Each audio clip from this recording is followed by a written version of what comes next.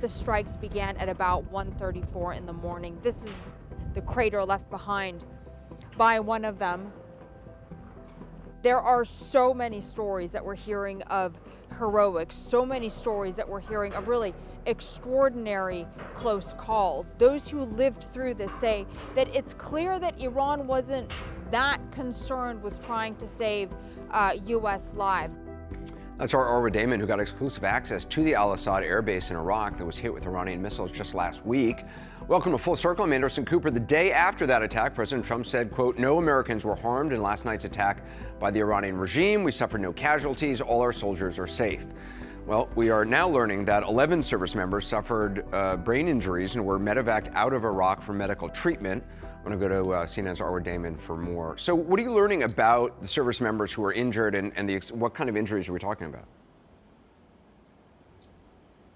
Well, we're talking about concussions, Anderson, and having been there, having seen the impact areas, having heard the stories, it's really not all that surprising. Now, the military is saying that it actually, at least according to what they're telling us, took a few days for this to emerge, because they say that some of those who ended up being medevaced out to Germany and Kuwait were displaying some symptoms and then they weren't going away after a few days. They're saying others were displaying their symptoms only after a few days, which can happen when you're talking about this kind of traumatic brain injury. And they were medevaced out because the Al-Asad airbase, and you've been to these kinds of bases before in the past, Anderson, just doesn't have the necessary medical facilities to be treating these kinds of things. They don't have the brain scanning equipment that they need, and so on and so forth. And so out of an abundance of caution, they were sent out for further assessment, for further treatment. And the expectation at this stage, at least, is that they will be able to return. But really, when you hear some of these stories about how close some of these calls were, where these troops and the civilian contractors had to shelter, as we were hearing while we were there on the ground, it is something of a miracle that no one was killed. So I want to get to that in a moment. Just on the casualty, to be clear, when the president said the U.S. suffered no casualties, it's possible that very well could be what the military believed at the time, just the day after the attack. I mean, obviously, the other alternative is that, they weren't giving out full information. Well, our understanding is that at that point, they weren't aware. In fact, the upper echelons of the military and the Pentagon were not even made aware of this until yesterday. So part of that is because of the nature of the injury. So the way that these injuries are reported is that worst case scenarios, obviously, is if there is, someone who was killed, someone who suffered loss of limb, loss of eyesight, that gets immediately reported up. When it comes to concussions, that is not necessarily reported right away. So it seems that first of all, it took a few days maybe for these symptoms to emerge, or for the need for these individuals to be medevaced out to emerge. And also you had coming into play the way that these incidents, these types of specific injuries, are reported up the chain of command. So it very well could be that the upper echelons of the Pentagon, that the president himself, were not aware that this was even taking place at the point that that speech was made. So you got exclusive access to tour this base after the attack. You talked to some of the troops about feeling the blast. I just want to play some of that. At 11 p.m., those who could started to hunker down in bunkers built by their former enemy. This is a Saddam Hussein era bunker. It is. So we felt we'd be somewhat safe in here because it was designed to take, some kind of hit, or it was built for, ballistic missiles. At 1:34 a.m., the first missiles hit. And these doors,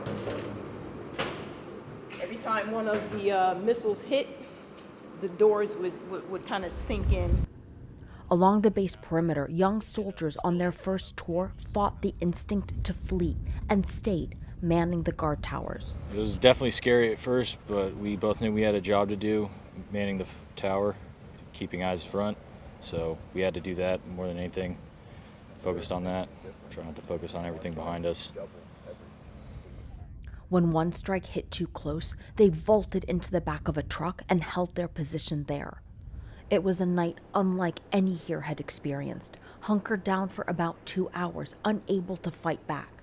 Some crammed into bunkers that weren't built to withstand missiles like these. These kinds of small bunkers exist throughout the base, but they're meant to protect against rockets and mortars. The ballistic missiles that were fired are about 3,000 times more powerful than that. The blast from this one knocked over a 4-ton T-wall, but if that hadn't happened, those who were sheltering here probably would not have survived. What else did the service members tell you about the attack itself? You know, they describe chaos, they describe this sort of state of mind where you are aware of the fear, you are aware of the danger, but that ends up taking sort of a secondary position in your mental state at the time, because at the forefront of it is the training, the need to survive, and the understanding that you have to allow the training to take over, because that is exactly what it's meant for. I mean, Anderson, some of these stories that we were hearing, one of the soldiers, for example, as these missiles are raining down, was driving around the base in a regular SUV, basically a soft skin, not an up-armored vehicle, because that was the first car he jumped into, and he had to move around the base as fast as possible, trying to see if there were any casualties, what kind of damage was happening, what kind of fortifications had to happen. Some of the footage that we shot is in the area where the drone operators would sleep, and that entire area had caught on fire. So as the small bunkers that you saw in that clip there were beginning to heat up, people had to make a run for it from these small bunkers close to where the fire was, further down to other ones. So at one point they were telling us they had around like 20 or 25 people crammed inside these small bunkers. Another soldier was describing a scene where he's huddled in there and he literally 100% thought he was going to die. And I think, you know, having spent a lot of time covering the military, talking to them in the aftermath of any number of, you know, attacks that they come under, whether it's an ambush, whether it's a roadside bomb or a suicide bomber, this experience was very different to that, Anderson. You really get the sense that it shook the military in a very different way, even those that had seen war before, because during those other kinds of attacks, you can to a certain degree fight back. But when you're having to hunker down like this, when ballistic missiles are coming in, when you know that your base is not equipped to fight back against that kind of weaponry, there is an overwhelming and to a certain degree novel sense of helplessness. You know, in the wake of that attack, I mean, it's so interesting to see the damage and for you to talk to those service members, because in the wake of the attack, U.S. officials, some were saying they thought Iran purposely didn't want to inflict casualties or kill U.S. troops. The thinking was Iran knew that might force President Trump to react in kind. Is there credence to that based on what you've seen and what you heard from the service members? Because it seems like in some cases it was just luck that nobody was actually hit.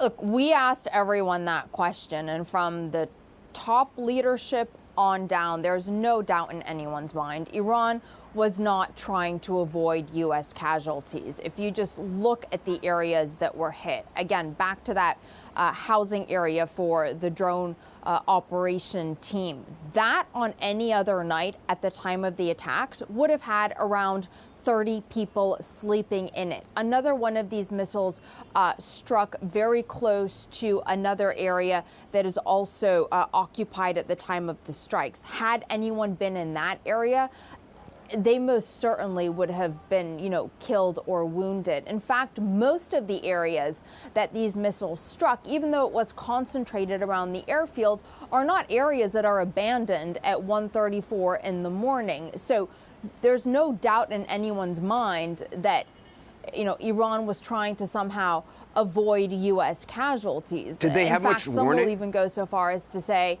you know, they were perhaps trying to cause them. So when it comes to the warning, this is what was actually quite interesting, what we found out when we got there. What the leadership there was telling us is that evening, so the evening before the attacks, they began putting together the pieces of various bits of intelligence that they were receiving and building a picture of what might happen. By 11 p.m. that night, they pretty much knew that it was going to be a ballistic missile attack, and they also thought that it might be followed by, or at the same time, rockets, mortars, and some sort of a ground assault. So by 11 p.m. that night, they already had all non-essential personnel inside those Saddam Hussein era bunkers. But they still had, these young soldiers who were manning the perimeter. They still had some of the drones up in the air. So the pilots of those drones were still in their locations flying them. They still had essential personnel guarding other key installations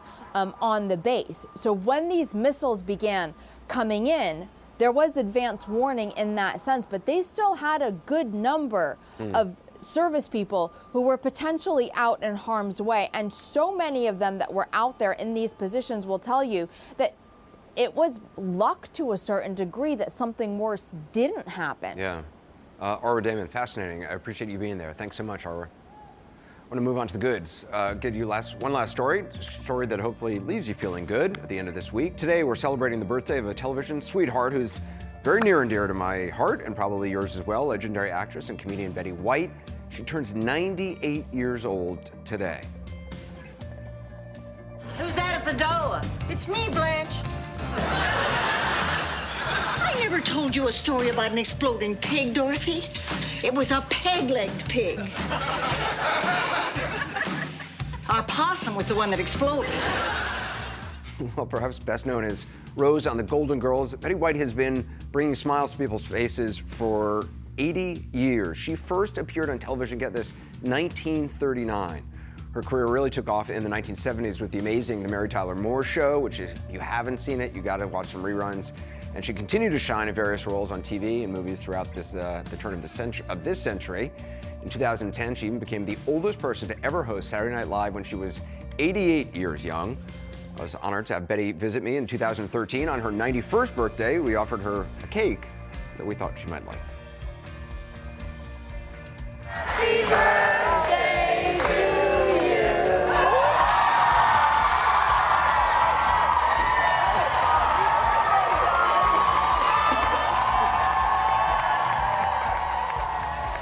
Oh, Betty White.